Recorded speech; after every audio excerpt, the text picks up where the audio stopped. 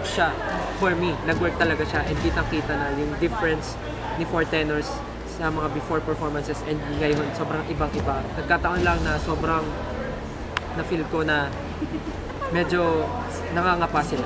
And I can feel na binigay naman yung best nila pero alam mo yun, syempre mababawasan yung pinipare nilang 100%. But the overall performance, nagustuhan ko, sobrang nadala ko and impressive. So happy. Naitawid namin siya and okay naman din. We received positive feedback and at the same time constructive feedback as well na talagang na-appreciate namin. And yeah, we're excited. Maraming salamat po sa opportunity na mag-showcase namin ng talents namin. Kaya we took the risk because not only for sa inyo po pero sa amin din kasi growth din po namin as a group. Kaya maraming salamat po sa kanila.